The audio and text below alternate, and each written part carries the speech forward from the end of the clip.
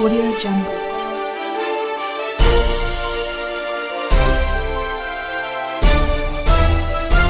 Audio Jungle.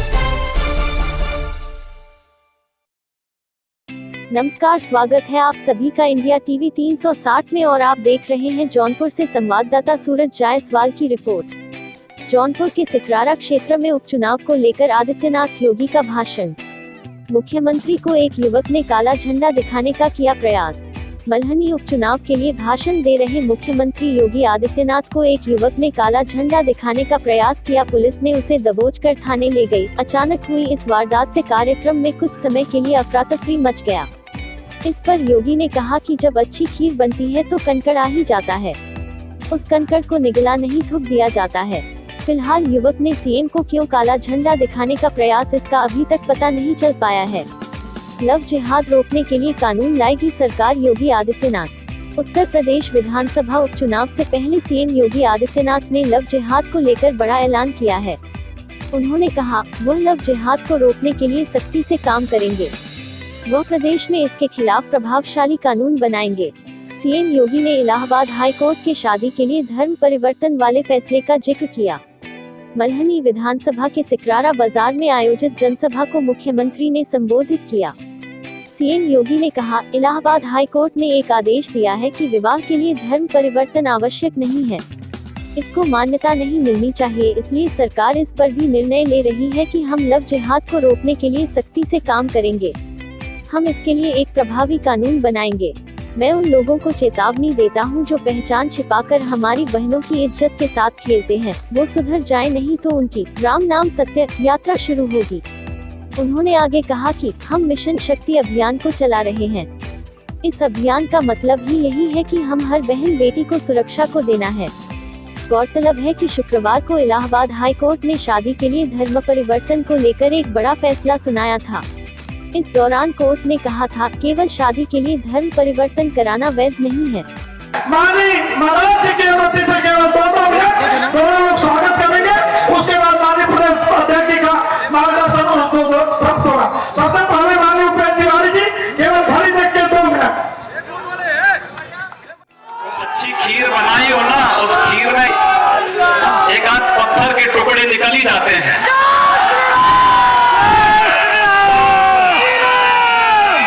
उसे निगला नहीं जाता, उसे थूका जाता है।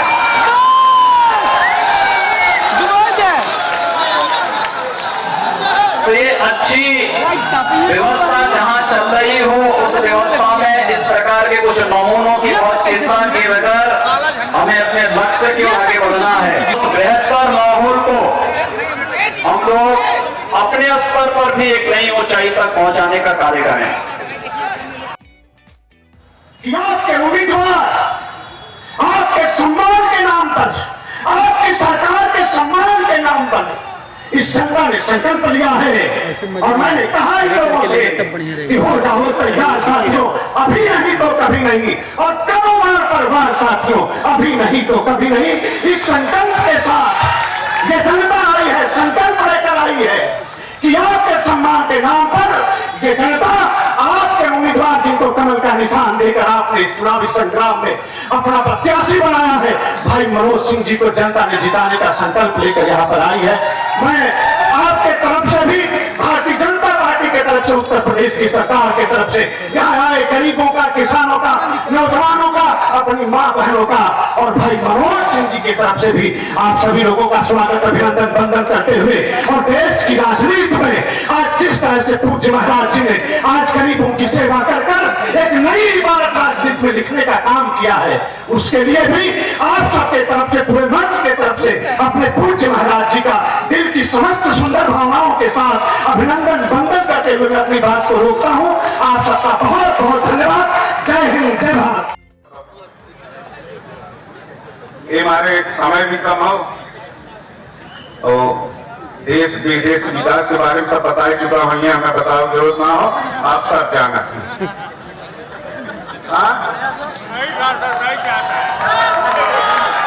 धन्यवाद। यह जोश बचाएगा कल 3 तारीख बजे और जोश से जौन गलती प्रभारी मंत्री जी हैं क्या? एक वीडियो मुझे सुना रहे थे। उन्होंने कहा है कि जौनपुर से इस बार जीतने नहीं दूंगा और इनको हरा कर भेजूंगा और अंतिम इनका विधानसभा में जाने का अवसर प्राप्त होगा। उन्होंने कहा मैं ललई यादव को आमंत्रण देना चाहता हूं, मैं ललई यादव को आमंत्रण देना चाहता हूं कि अगर आप में हिम्मत है तो सदर विधानसभा में आके चुनाव लड़ लीजिए, आपको मैं ताकत दिखा दूंगा कि आप कितने अंदर आपके ताकत है, कितने अंदर आपके साहस है। और एक बयान और उन्होंने जारी किया कि मैं अम्बेडकर नगर में गया जिता लिया, मैं बिजनौर में गया नूरपुर जिता लिया, तो आपकी वो ताकत कहां गई थी जब कन्नौज में डिम्पल यादव हार गई और वो बदाऊं में जब धर्मेंद्र यादव हार गया, वो ताकत आपके पास कहां चली गई थी, क्यों नहीं दिखाए। और मैं उनको ये बताना चाहता हूं, जब आप सत्ता और सरकार में हुकूमत थे तो आपने जनता के साथ भेदभाव किया, आपने जनता के साथ भेदभाव किया, क्योंकि आप ऊर्जा राज्य मंत्री थे। आप अपने जौनपुर जिले में एक फीडर पर जो पट्टनपुर है वहां 24 घंटे बिजली आपने कराया था। मैं क्षेत्र की जनता सभी लोगों से पूछना चाहता हूं, आप किस मुंह से वोट मांग रहे, किस मुंह से लोगों के बीच जा रहे हो। आपको तो शर्म आनी चाहिए कि हमने भेदभाव किया, हमने मल्हनी के लोगों को, चाहे चिकराना के लोगों को, बक्सा के लोगों को बिजली 24 घंटे आपने नहीं दिया। क्या यही है समाजवाद की परिभाषा, यही है समाजवाद की परिभाषा। ये समाजवाद में अगर आता हो, मेरा तो मत है, चाहे वो बिजली हो, चाहे वो सड़क हो, चाहे वो पानी हो, ये तीनों मूलभूत आवश्यकता की चीज है। चाहे अमीर आदमी हो, चाहे गरीब आदमी हो, उन सबको ये सुविधा मिलनी ही चाहिए। इसमें किसी प्रकार का भेदभाव नहीं होना चाहिए। मैं जिक्र करना चाहता, उत्तर प्रदेश के जब भारतीय जनता पार्टी की सरकार बनी, प्रदेश के सबसे मुख्यमंत्री जी ने माननीय ऊर्जा मंत्री को इस बात का निर्देश दिया था कि हम पूरे एक समान, जो हमारे प्रशासनिक जिले हैं 75 जिले, हम एक समान बिजली आपूर्ति करना चाहते हैं। और उन्होंने ऊर्जा मंत्री जी ने शेड्यूल अभी बाकी है, सभा का समापन किया जा रहा है। मित्रों में उत्तर प्रदेश सरकार में कई बार कैबिनेट मंत्री रहे स्वर्गीय पारसनाथ यादव जी को श्रद्धांजलि अर्पित करना चाहता हूं, लेकिन जब आज वो हमारे बीच नहीं है तो ये प्रश्न वाजिब हो जाता है कि अपने इतने बड़े राजनीतिक प्रभाव के बावजूद उन्होंने मल्हनी को क्या दिया। हकीकत यह है कि जिन पारस बाबू को मल्हनी की जनता के सिराखों पर बिठाया, उन्हें सत्ता के शीर्ष तक पहुंचाया, उन्होंने मल्हनी की सुध नहीं ली और पारस बाबू अपने व्यक्तिगत स्वार्थ और राजनीतिक कद बढ़ाने के में ही मशगूल रहे। दुर्भाग्य की बात है, जैसे जैसे उनका राजनीतिक कद बढ़ता गया, वैसे वैसे मल्हनी की जनता की बदहाली और दर्द बढ़ता गया। अब समाजवादी उनके बेटे विरासत देकर वही दुर्दिन वापस लाना चाहता है। मैं आपसे पूछना चाहता हूं कि क्या एक बार फिर मल्हनी ऐसे स्वार्थी लोगों के हाथों में सौंपना चाहते हैं। मित्रों, एक तरफ बदहाली विरासत का उत्तराधिकारी बेटा है, दूसरी तरफ खुद को मल्हनी का बेटा बताने वाला वो शख्स है जिसके हाथ मल्हनी के तमाम निर्दोष बेटों के खून के रंगे हैं। खुद को समाज का ठेकेदार बताने वाले से मैं पूछना चाहता हूं कि क्या अपनी जान गंवाने वाले मल्हनी और समाज के बेटे नहीं थे। एक बात मैं स्पष्ट करना चाहता हूं कि जो लोग खुद को मल्हनी का बेटा कहते हैं, असल में वही मल्हनी के असली गुनाहगार है और उन्हें हराए बिना मेरी जीत पर पूरी रहेगी। मित्रों, इस बार मल्हनी की जनता इमोशन ब्लैकमेलिंग इस झांसे में नहीं आने वाली है। जनता अच्छी तरह समझ गई है। प्रभारी मंत्री जी हैं क्या, एक वीडियो मुझे सुना रहे थे। उन्होंने कहा है कि जौनपुर से इस बार जीतने नहीं दूंगा और इनको हरा कर भेजूंगा और अंतिम इनका विधानसभा में जाने का अवसर प्राप्त होगा। उन्होंने कहा मैं ललई यादव को आमंत्रण देना चाहता हूं, मैं ललई यादव को आमंत्रण देना चाहता हूं कि अगर आप में हिम्मत है तो सदर विधानसभा में आके चुनाव लड़ लीजिए, आपको मैं ताकत दिखा दूंगा कि आप कितने अंदर आपके ताकत है, कितने अंदर आपके साहस है। और एक बयान और उन्होंने जारी किया कि मैं अम्बेडकर नगर में गया जिता लिया, मैं बिजनौर में गया नूरपुर जिता लिया, तो आपकी वो ताकत कहां गई थी जब कन्नौज में डिम्पल यादव हार गई और वो बदाऊं में जब धर्मेंद्र यादव हार गया, वो ताकत आपके पास कहाँ चली गई थी, क्यों नहीं दिखाए? और मैं उनको ये बताना चाहता हूँ, जब आप सत्ता और सरकार में हुकूमत थे तो आपने जनता के साथ भेदभाव किया, आपने जनता के साथ भेदभाव किया, क्योंकि आप ऊर्जा राज्य मंत्री थे। आप अपने जौनपुर जिले में एक फीडर पर जो पट्टनपुर है वहां 24 घंटे बिजली आपने कराया था। मैं क्षेत्र की जनता सभी लोगों से पूछना चाहता हूं, आप किस मुंह से वोट मांग रहे, किस मुंह से लोगों के बीच जा रहे हो? आपको तो शर्म आनी चाहिए कि हमने भेदभाव किया, हमने मनरी के लोगों को, चाहे चिकराना के लोगों को, बक्सा के लोगों को बिजली 24 घंटे आपने नहीं दिया। क्या यही है समाजवाद की परिभाषा? यही है समाजवाद की परिभाषा? ये समाजवाद में अगर आता हो, मेरा तो मत है, चाहे वो बिजली हो, चाहे वो सड़क हो, चाहे वो पानी हो, ये तीनों मूलभूत आवश्यकता की चीज है। चाहे अमीर आदमी हो, चाहे गरीब आदमी हो, उन सबको ये सुविधा मिलनी ही चाहिए। इसमें किसी प्रकार का भेदभाव नहीं होना चाहिए। मैं जिक्र करना चाहता, उत्तर प्रदेश के जब भारतीय जनता पार्टी की सरकार बनी, प्रदेश के सबसे मुख्यमंत्री जी ने माननीय ऊर्जा मंत्री को इस बात का निर्देश दिया था कि हम पूरे एक समान, जो हमारे प्रशासनिक जिले हैं 75 जिले, हम एक समान बिजली आपूर्ति करना चाहते हैं। और उन्होंने ऊर्जा मंत्री जी ने शेड्यूल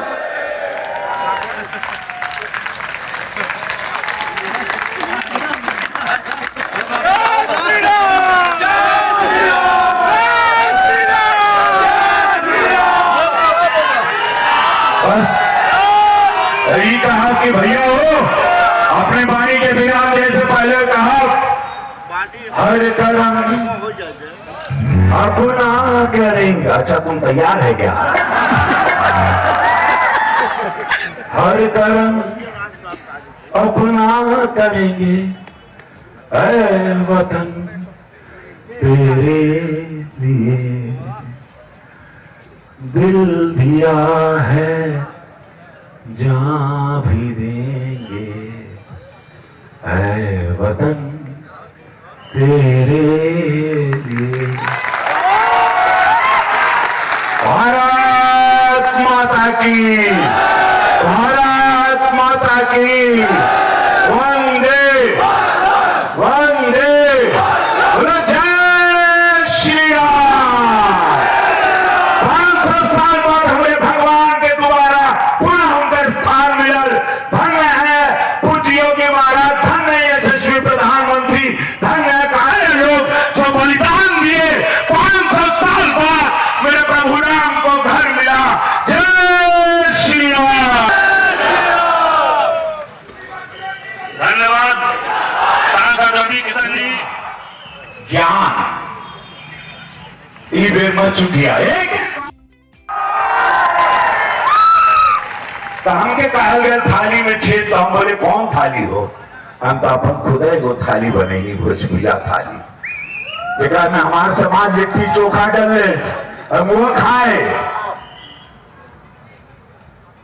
तो सोच लो भैया हो, एगो ही चेहरा जिनके पीछे यशस्वी प्रधानमंत्री नरेंद्र मोदी जी, पूज्य योगी महाराज, विश्व का सबसे बड़ा संगठन भारतीय जनता पार्टी, 18 करोड़ कार्यकर्ता, ये वो मधुबनी में कि बाकी वो चेहरे जिनके बारे में आप सब कुछ जानते हैं।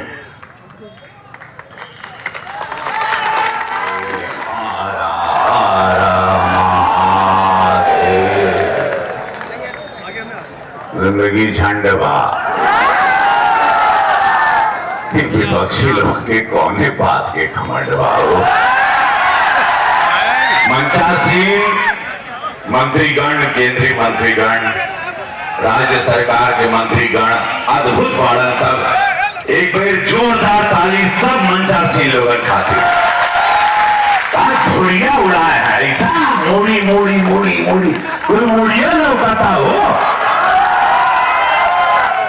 माननीय सांसद गण लोगों के प्रणाम, दीदी के प्रणाम, दीदी के ढेर सारे दिल से महादेव शुभकामना। दीदी राज्यसभा में हम दीदी से क्या बहुत बड़ा कोठी मिली। दीदी हमसे पूछत रहनी तार मकान कैसे बाहो, हम बोले दीदी तोके बड़ा मिली, काहे कि तू 3 बेर विधायक रहलू, तोके हमसे बहुत बड़ा मिली। दीदी के दाम बम बम हो गए। नहीं, दीदी के चेहरा पर दीदी को उम्र 10 साल छोट लगा था। हर हर महादेव। ये है भारतीय जनता पार्टी, ये है भारतीय जनता पार्टी का संगठन।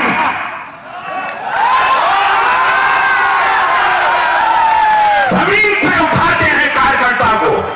बूथ पर दीदी वोट मांग रही थी, अचानक फोन बदल उनकर, या आपको राज्यसभा के लिए दीदी चुना जा रहा है। यह है भारतीय जनता पार्टी।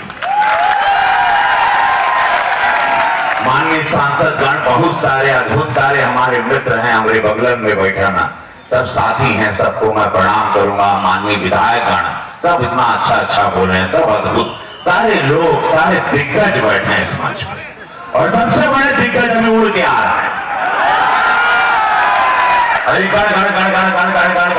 हेलीकॉप्टर आई बस 10-15 मिनट में बाबा, तबले हम 12 या 15 मिनट में अपना हम भी वाणी को विराम देंगे। तबले पकड़ ले रहा, तबले पकड़ ले रहा मलहनी, मलहनी के पावन धरती।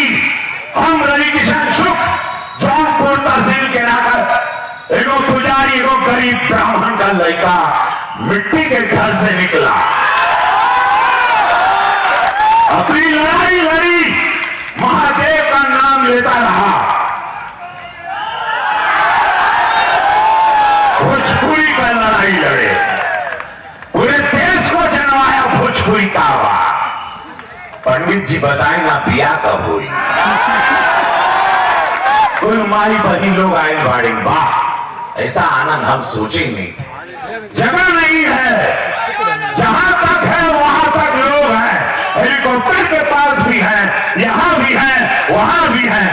बाहरे पूज्य महाराज जी, बाहरे यशस्वी प्रधानमंत्री नरेंद्र मोदी जी।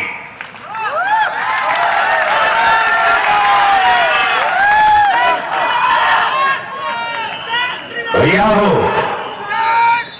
हम बिहार के चुनाव में रहे, हम वहां से आए, पूज्य महाराज जी हैं, और ये सच्चा आदमी, ये देखो बगल में,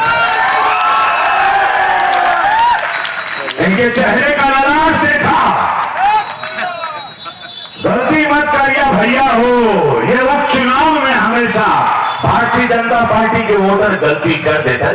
मोदी जी बाढ़ हो, महाराज जी, योगी जी कौन हराएगा? नहीं बाबू नहीं, निहोरा बा हमार अपने समाज से, अपनी माटी से जो हमार पहचान बा।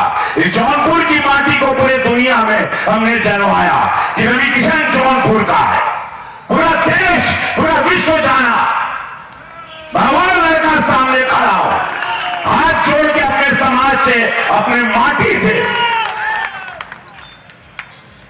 काहे कि भैया हो, हमारे गांव बहुत पिछड़ा गांव, कराकत की सुई पर आई। हमारे बाबू की तेरही में बहुत लोग आए थे। हमारे गांव में सड़क ना रहे 70 साल तक। पूज्य महाराज जी के हम बोले, उस टाइम हम सांसद नहीं थे, डिप्टी सीएम केशव प्रसाद मौर्य जी के हम बोले, भैया हो, महादेव की क्रिया 7 दिन में हमारे गांव में सड़क बन गई। 7 दिन। रवि किशन के गांव में सड़क नहीं थी, रवि किशन को कभी सम्मान नहीं मिला, रवि किशन को यश भारती नहीं मिला। रवि किशन 650 फिल्म किए, हर भाषा की फिल्म किए, तमिल, तेलुगु, भोजपुरी, हिंदी वेब सीरीज, कभी नहीं यूपी का नाम जनवाया बंबई में, लेकिन रवि को सपा बसपा ने कभी सम्मान नहीं दिया। ये जात पात की राजनीति कब खत्म हुई हो? कब हम लोग एक विकास की ओर जाएंगे जहां मेरे प्रधानमंत्री ने सपना देखा? 2014 महीने कहीं ना और पहले आवाज आई इस देश में, पहला प्रधानमंत्री बोला माता की, भारत माता की, वंदे वंदे वंदे। भारतीय जनता पार्टी के लोकप्रिय और कर्मठ प्रदेश अध्यक्ष माननीय स्वतंत्र देव सिंह जी, उत्तर प्रदेश सरकार में मेरे सहयोगी मंत्रीगण श्री उपेंद्र तिवारी जी, श्री अनिल राजभर जी, श्री गिरीश चंद्र यादव जी, भारतीय जनता पार्टी के प्रदेश के मंत्री श्री संजय राय जी, क्षेत्रीय अध्यक्ष महेश चंद्र श्रीवास्तव जी, जिला के अध्यक्ष पुष्पराज सिंह जी, प्रदेश प्रवक्ता मनीष शुक्ला जी, जिला अध्यक्ष मछली शहर श्री रामविलास पाल जी, क्षेत्रीय उपाध्यक्ष दिलीप पटेल जी, माननीय सांसद श्री बीपी सरोज जी, प्रवीण निषाद जी, रमेश बिंद जी, राज्यसभा की होने वाली सांसद श्रीमती सीमा द्विवेदी जी, विद्यासागर सोनकर जी, हरेंद्र प्रसाद सिंह जी, रमेश चंद्र मिश्र जी, दिनेश चौधरी जी, निर्माण श्रमिकों को, पटरी व्यवसायियों को, पल्लेदारों को, कूलियों को भरण पोषण भत्ता उपलब्ध करा रहे थे, प्रवासी कामगार और श्रमिकों को भरण पोषण भत्ता उपलब्ध करा रहे थे, और उत्तर प्रदेश के नौजवानों को आत्मनिर्भर पैकेज, प्रधानमंत्री आत्मनिर्भर पैकेज के अंतर्गत रोजगार और स्वरोजगार की गारंटी भी देने का कार्य कोई कर रहा था तो भारतीय जनता पार्टी की सरकारें कर रही थी। भाइयों बहनों, सरकार की नीयत और नीति साफ हो जाए तो कोई जनता भूखों नहीं मर सकती है। याद करिए, जब पिछली बार उस समय हम लोग देख रहे थे किस प्रकार से व्यापक अतिवृष्टि के कारण लोग परेशान थे, और मैं यहीं पे उतरा था, जौनपुर में ही मैं आया था, और जौनपुर में आकर के मैंने उसी दिन तत्काल यहां पर राहत कार्यों को आगे बढ़ाने का कार्य किया था।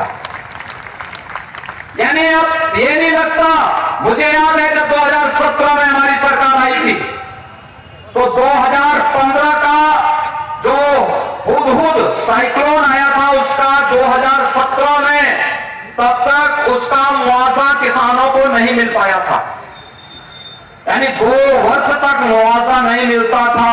ये सपा, बसपा और कांग्रेस की सरकारों में होता था, और कभी कभी तो पैसा रास्ते में ही लोग हजम कर जाते थे। और इस बार आप देखते होंगे कोई दुर्भाग्य से आपदा आ गई, 24 घंटे के अंदर मुआवजे की राशि उस गरीब किसान के खाते में पहुंचती है, और हमारे जनप्रतिनिधि और अधिकारीगण उसके घर में जाकर के राहत कार्यों को आगे बढ़ाने का कार्य करते हैं। आपने देखा होगा देश के अंदर सर्वाधिक समय तक कांग्रेस को शासन करने का अवसर मिला। प्रदेश में समाजवादी पार्टी, बहुजन समाजवादी पार्टी सभी को शासन करने का अवसर प्राप्त हुआ, लेकिन नारे लगते थे। इन्होंने जाति के आधार पर, क्षेत्र और भाषा के आधार पर तमाम प्रकार की वैमनस्यता पैदा करके सामाजिक ताने बाने को छिन्न भिन्न करने का तो प्रयास किया, लेकिन ईमानदारी से गरीबों की आवास बन जाए, गरीब के घर में शौचालय बन जाए, गरीब को विद्युत के कनेक्शन मिल जाए, गरीब को रसोई गैस के कनेक्शन मिल जाए, गरीब को स्वास्थ्य सुविधा की व्यवस्था उपलब्ध हो जाए, और जेल में भेजने का कार्य करेंगे जो गरीबों की नौजवानों के साथ, हमारे नौजवानों के साथ खिलवाड़ करेगा। 1,37,000 पुलिस की भर्ती की है। अभी हाल ही में आपने देखा होगा बेसिक शिक्षा परिषद के 31,227 से अधिक शिक्षकों की तैनाती, 3,300 से अधिक माध्यमिक शिक्षकों की तैनाती, नई नियुक्ति आपके बीच से ही करके नौजवानों को नौकरियां उपलब्ध करवाई गई है। आज प्रदेश में नौकरी भी है, व्यापक निवेश की संभावनाओं के बाद रोजगार और निजी क्षेत्र में भी नौकरी है, और रोजगार की व्यापक संभावनाओं को आगे बढ़ाते हुए निजी क्षेत्र में 20 लाख नौजवानों को और स्वतः रोजगार के साथ 1.5 करोड़ नौजवानों को जोड़ने का कार्य पिछले 3 वर्ष के अंदर सरकार ने किया है। प्रदेश के अंदर 30 लाख गरीबों को एक आवास उपलब्ध करवाया गया, 1,24,00,000 गरीबों को विद्युत के कनेक्शन और 46 लाख गरीबों को रसोई गैस के कनेक्शन उपलब्ध करवाए गए। 87 लाख गरीबों को, चाहे वह वृद्धजन हो, दिव्यांगजन हो, निराश्रित महिलाएं हो, इनको पेंशन की सुविधा के साथ जोड़ने का कार्य किया। कोरोना कालखंड में 14वीं बार गरीब के खाते, गरीब को सीधे खाद्यान्न की सुविधा का लाभ देने का कार्य सरकार कर रही है। पूरा कोरोना से भी लड़ा जा रहा है।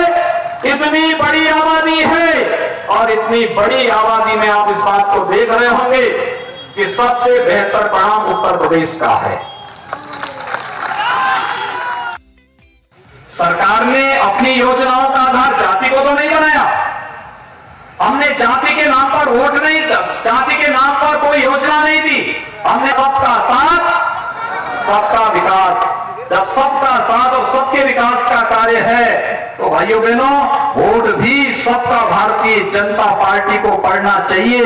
यही अपील करने के लिए आज मैं आपके बीच यहां पर उपस्थित हुआ हूं। लोकसभा चुनाव में जब मैं आया था तब लोग मुझसे एक बात को कहते थे कि योगी जी, आप लोग कहते हैं कि रामलला हम आएंगे, मंदिर वहीं बनाएंगे, लेकिन इतने दिन हो गए, क्या आप तारीख भी बताएंगे? और भाइयों बहनों, आज तारीख बताने ही नहीं, आपको ये बताने के लिए भी आया हूं कि अयोध्या में भगवान राम के भव्य मंदिर निर्माण का शिलान्यास आदरणीय प्रधानमंत्री जी के कर कमलों से संपन्न होकर के भव्य मंदिर निर्माण का कार्य आगे बढ़ चुका है। कोई हम पर वायदा खिलाफी का आरोप नहीं लगा सकता है, कोई नहीं लगा सकता है। हमने जो कहा वो करके दिखाया है, जो कहा था वो करके दिखाया है। और ये भी कहने के लिए आए हैं, कल पर इलाहाबाद हाईकोर्ट ने एक आदेश दिया है कि धर्म परिवर्तन के लिए जाति शादी का परिवर्तन आवश्यक नहीं किया जाना चाहिए, इसको मान्यता नहीं मिलनी चाहिए। और इसलिए सरकार भी निर्णय दे रही है कि हम लव जिहाद को सख्ती से रोकने का कार्य करेंगे। अब जौनपुर पर भी एक भोजपुरी फिल्म जरूर बना दें।